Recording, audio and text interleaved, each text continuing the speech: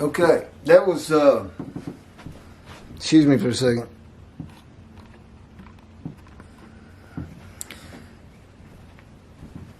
I guess the first half hour, I'm not positive.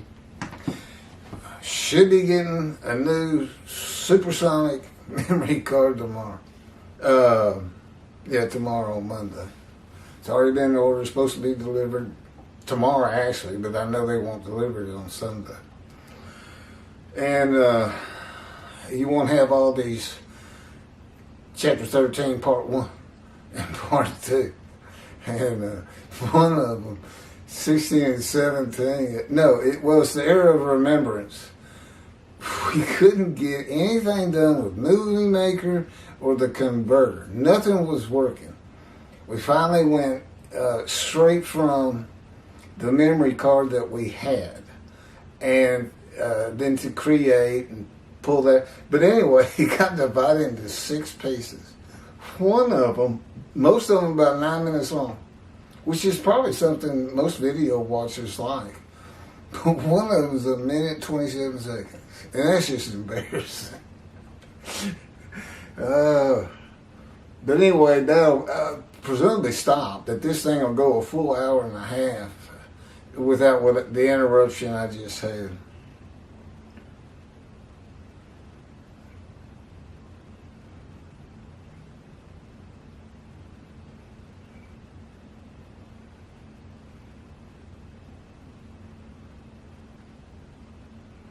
The Hebrew noun, pesher. Again, this was their kind of equivalent to the Midrash and commentary on the Scripture.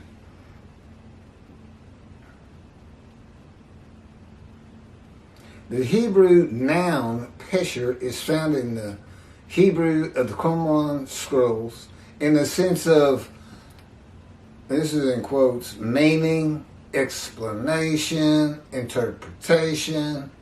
It is similar to Midrash and the Talmud. Various biblical texts were deemed prophetic and were subjected to pesher interpretation, even when appearing to non-prophetic literary contexts. A copy of the pesher of Hallah dates to the beginning of the 1st century Common Era. That would be the century Jesus was born. The pesher of Habakkuk attributes this technique to the founder of the community, teacher of righteousness. The Qumran sect, like the broader Jewish movement from which it sprang, took a critical view of the established orthodoxy of its time, believing Israel to be under divine judgment, regarding itself as the true remnant of Israel, and awaiting its imminent vindication at the end of days, as they call it. That's in quote, end of days. At the end of days, evil would cease. The wicked would be destroyed, and the righteous would live under a divine blessing. Okay, that's the day of the Lord. This is what he's talking about. There's about 7 prophets who mention the day of the Lord, and they all read pretty much like that. Some of them are more graphic as to evil being put to death in all kinds of various ways, this and that. But it's not a total end of the days of the earth. It's just an end for the evil people. People who do bad things. Okay?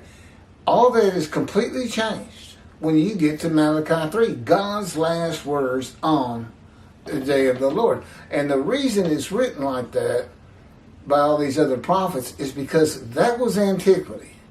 That's what they needed to hear. I want to build my house and live in it myself. People just drag me in, throw me in. I grow crops. They come and take them and eat them. They take my kids into slavery. You know, get rid of them, God. That's what they wanted to hear. They wanted to hear stories about it. You know, there's a story, Jesus fed 5,000 people with 2 loaves of bread and 5 fish, or 5 loaves of bread and 2 fish. I can't remember which it is. 5,000 people. How? Yeah, but that's what they wanted to hear. These people are sitting out there listening to storytellers just going, oh, I'm so hungry. I'm so hungry. Oh, tell me about food. You better believe it. And a man who is God? Oh my gosh. You got to have one of those. That's why they love this story so much. And this is why these rabbis or learned men in the Hebrew Bible were the Essenes themselves. You know, God has a story that's so funny. He said, yeah, see, this guy Shlomo and his buddy David were had been expulsed from Israel, the promised land, and we're heading towards Europe. And Shlomo says, you know what? We ought to put that story of Jesus, which everybody just loves. I always get a lot of food and money with that. We ought to put it within the Hebrew Bible as though it's prophetic of him. Of course, they didn't do the manipulations that Christians do to make it so. They hurt themselves enough. Believe me, the greatest lie and deceit in the history of mankind comes from the lips of Jesus, and it's in their book. Yes, it is. It's in one of the prior chapters. Look for oh, never mind. Anyway, it's before chapter 19. Again, I'm redoing them all because God had me repost, let's re-download and re-upload all my 50 chapters of the book that I've put on tape. Everything I do is from that book. And to some extent, the life of God's righteous servant when it comes up. It's been getting a lot of views lately. But, what's that? I need to hurry it. What was it?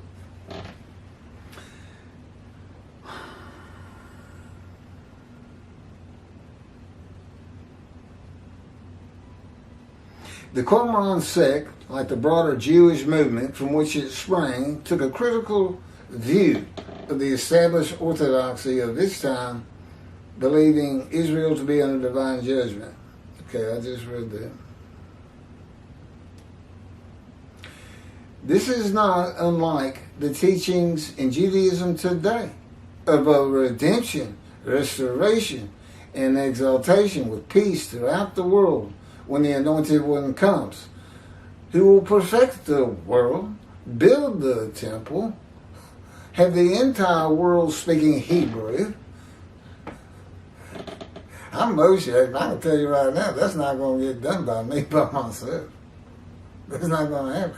And that's with God with me. And he makes me a lot better. You know, he's knocking my emotions down to nothing. I don't anger as quickly and as wildly as I once did, and it doesn't feel the same even when he makes me angry, which he does every day.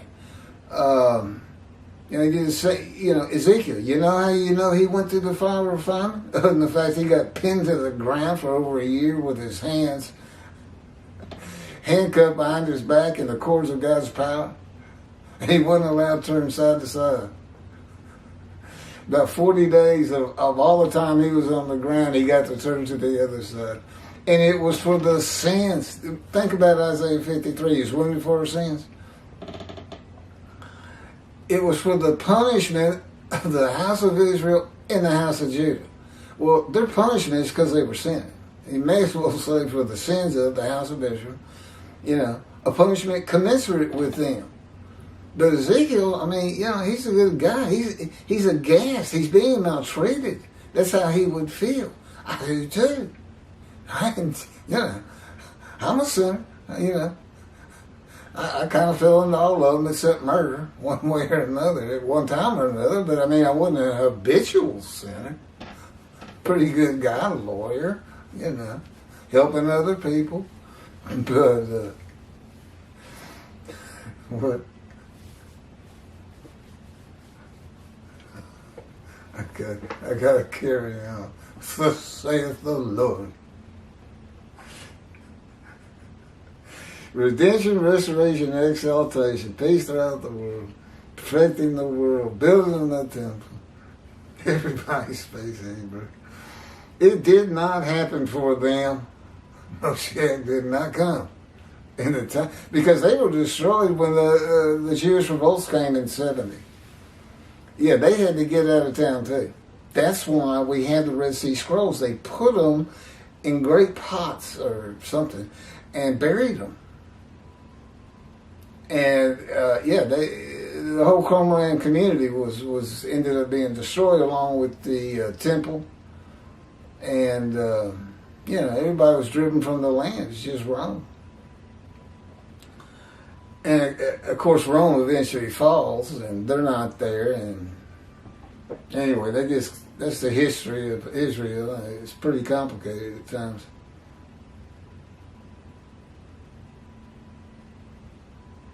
And again, all this stuff comes from Rambam. But your rabbis teach it as though it's come from the Hebrew Bible. I never hear them say, well, this isn't actually in the Hebrew Bible. This is what Rambam said. I've never heard them say that. No disclaimer. And yet their followers who don't really read the Bible, they just assume this is coming from God. This is something God said. And who doesn't want it? Knock out evil. Or take pain away. I'll be all for that. I've lived a life of serious pain. I got over 20 surgical scars. I was shot to the abdomen from 2 feet away. I impaled my right knee on a broken Coke bottle sticking out of the ground, all jagged like this. It's stuck in the ground. I was running. My dog ran between my legs, even though I had reason to believe somebody turned my dog in that direction in his power. I go flying through the air, came down on my knees, but one of my knees came down on that bottle. So I'm in the hospital, and the first doctor says, I can't do anything with that. We're going to have to take it off. It was that bad, But no, I guess you could say a miracle happened. A doctor came by who could do it. I'm starting to blur again.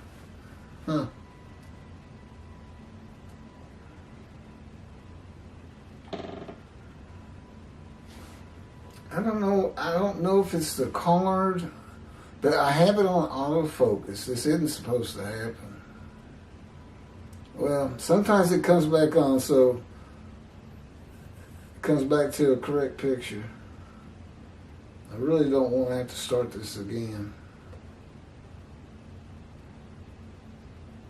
Josephus Flavius describes this sect, the Essenes, as one of the main 3 philosophical sects among the Jews, with a very detailed description. Excerpt from his book. Again, you see how much writing's going on back then, but yet nothing's written of Jesus in this time. Wars 2, chapter 8, include the third sect, which pretends to a severe discipline. These men are despisers of riches and very communicative, as raises our admiration. And as for their piety towards God, it is very extraordinary. That's from the Jewish Virtual Library. What do you want me to do? Well, I still got plenty. What's that? Hold on one second, please. Page. Oh, there it is. I got about one more page to from the book God dictated. I put the whole. If you look at the details, you get about the first 2.5 pages of that chapter. That's all the whole for 5,000 characters.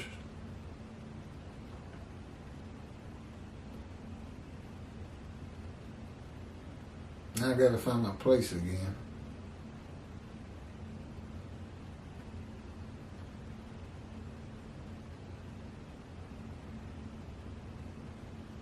Okay. They despise riches and worldliness. As Jesus said, it's very hard for a rich man to get to heaven. He did the same thing, despise material things and riches. Paul and Peter all said Jesus was the fulfillment of Isaiah 53 and a teacher of righteousness. All of Christianity does today, which just boggles the mind that 2 billion people have been deceived when with your own eyes you see it cannot be him. Wasn't crushed with disease, wasn't exposed to death, he died. Did not offer himself for guilt to God, which is the fire of refinement. Again, the people, the first 6 verses, they're all suffering from guilt for not obeying God's commandments, laws, and rules. Their lives are a mess. First 6 verses are combined by quotes. The people who can believe what we have heard, are the same people who say he was wounded for our sins. Our guilt was laid upon him. Okay? And it's written so that, well, that's too long of a story. But there's a purpose in all of it. But the main thing is nobody can figure it out because God doesn't tell you about the fire of refinement. The boot camp for prophets. But we find it in Ezekiel. You can see him going through it. He means, God told him, Ezekiel, go to your house. I bind you with the cords of my power, and you shall not go out amongst the people. Isaiah, this is verse 8. He was cut off from the land of the living. Cut off. Means he couldn't get to it. All right, cut off from society. And silent as a lamb. He wasn't talking to anybody. Yeah, he's in there. Yeah, well, he told me, go your room. I don't have a house. I take care of my elderly parents who are in their 90s, and they have a condominium, and I get room and board for doing all kinds of things around the house and helping them out, doctors and everything else. It really was tough, but in the last 3 years, I finally started receiving Social Security. I give most of it to them to pay them back for the 13 years they carried me. But while I did this, while I'm doing God's work, He told me, you're not going to practice law anymore. We're going to let your licenses terminate. No more seminars, no more sending money. That was the second week. I said, what am I going to do for money? He says, you're not going to have any. I didn't even respond to that. I was just like, okay. What does that even mean? I've never not had any money. Whew, those early years. We ought to do a book, just the early years. And there'll be another book on my life, towards the end of my life, after I've gotten to Israel and how all this pans out, and little extra stories on God and his personality. He's not just the angry God of the Torah and the Hebrew Bible. His personality is far-reaching. It's from, the most perfect person you ever wanted to meet. Nice, friendly, caring, to, a demon on the other end. He was mean. Capable of heinous acts. Oh, I forgot. Clearly, okay, well, I got to finish this. This thing keeps blurring. I'm probably reaching 30 minutes, too. According to Josephus, the name of the gate in the southern wall of Jerusalem on Mount Zion was called the Essenes Gate. They had their own gate where they would tell stories. And of course, they would hear about Jesus if he wasn't a myth, which he is. Yes, he is. Certainly is. 3 religions of Abraham, only one's going to be right. It's the God of the Jewish people. That's who it is. No, there's no Allah. There's no Jesus. That's just the way it goes. Somebody's got to win out. Somebody's got to be right. Why not the poor Jews who went through the Holocaust and the hatred of the world for so long? The world which failed in being kind to the children God chose. Yeah, you all deserve a slap on the wrist, so to speak. The Essenes were writers and copyists and had their own gate in the southern wall of Jerusalem. Their founding leader claimed to be God's righteous servant, and so did Jesus. It is impossible to believe that the Essenes had not heard of Jesus. It is impossible to believe that they would not have gone to Jesus to question him and verify the stories around him and his claim of being God's righteous servant and write about him. A man that healed the sick, removed blindness, had the cripples walk, fed 5,000 people with 5 loaves of bread and 2 fish, walked on water, turned water to wine, raised the dead, was crucified, and 3 days later came back to life. I think he'd write about that. These people would. But they did. The Essenes were present in and around Jerusalem for 100 years before the birth of Jesus in the story, and another 40 or so years after his death, at the age of 30 by most accounts, in the first written story of him and his life in 70 Commentary. There's not one word written by the Essenes of Jesus. There is no account in the New Testament of Jesus and an Essene. They don't mention the Essenes. You know why? I think it's because they're known as writers and copyists. And whoever was putting that book, that first gospel together said, don't even mention them. They write about anything.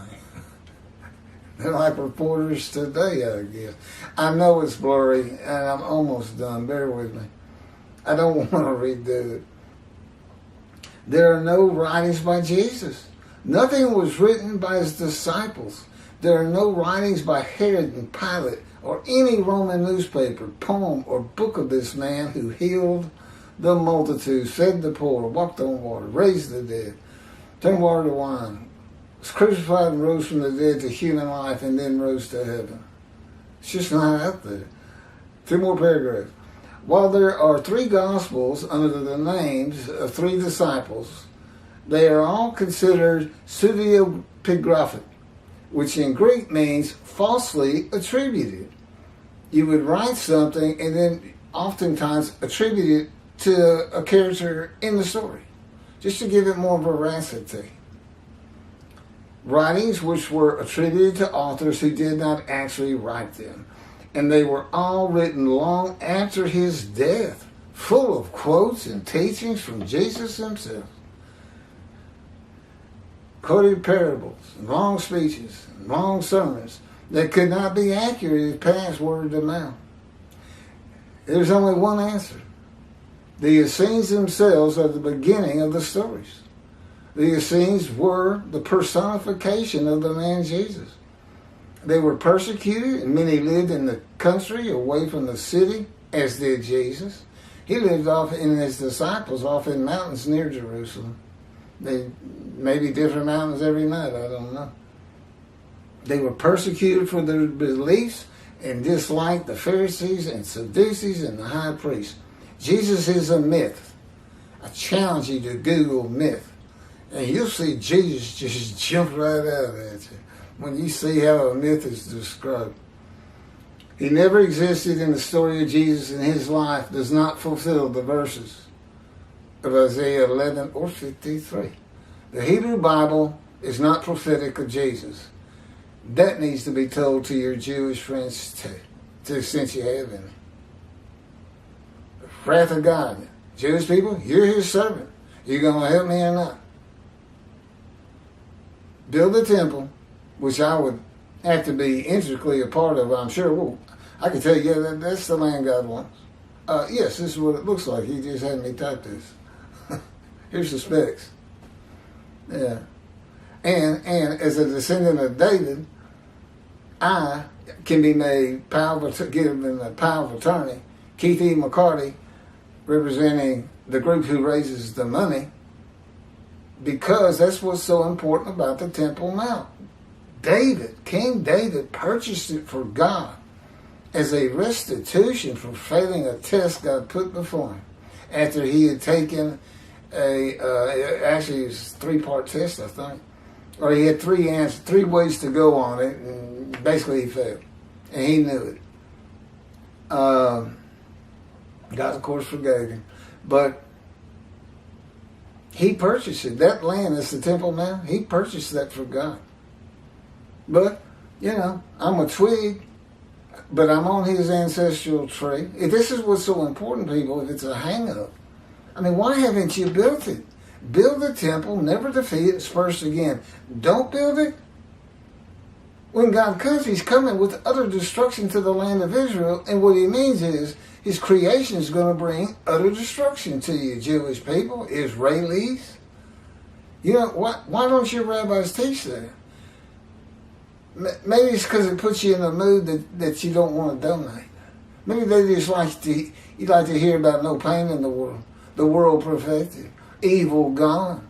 Huh? Yeah, that's what Rambam did too. And that's where they get it from. And that's why they're all dismissed. Because that's what Judaism is today. Whether a particular rabbi teaches it or not, he is part of Judaism. Nothing else. He needs to be proactive. In any event, dismissed. I am the only teacher he recognizes. That's in the Hebrew Bible. And I teach these books. And I'm doing it right now. But I'm not going to go build a temple by myself. What does that even mean? If Moshiach does that, he is the Moshiach. If the dead rise, he is the Moshiach. Look, this guy, he's in the early Middle Ages, okay? Still believing in the resurrection of the dead, which we, by and large, don't believe in anymore, despite all our movies we enjoy. You just can't take the dust of people 1,000 years ago and make them human again. And God provides for you. You got to know how the Bible reads. You can take apart. This was written for antiquity. That can't happen today. And this was for us. Chapters 1 through 10, 1 and 10 of Ezekiel is spiritual heaven. The eyes and the wheels and on the creatures are the spirits of the Jewish people being picked up left and right, east, west, north, south. And then in chapter 10, same groups, same creatures, lift up and take this wheel works that they're in, the spirit's in, to God's house. I was going to say platform of heaven, but to God's house, and God is above that. He's there. That's spiritual heaven, people. Okay, but what do we have in 37? God says, Ezekiel, let's go to the valley of bones. Ezekiel, say this, rise, old bones, rise. And out of nowhere, flesh and muscle and internal organs and stuff start slapping on those bones, and they become the people they once were. Okay, you won't believe in that?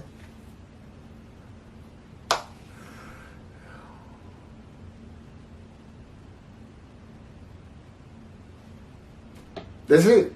Sorry for the blurring. Again, I'm getting equipment that'll hopefully take care of this. Thank you for watching and listening. I mean, I'm looking at it too. I can see it on my viewfinder. It's awful. But I know you can hear me also. It's kind of like video and radio combined. Thank you.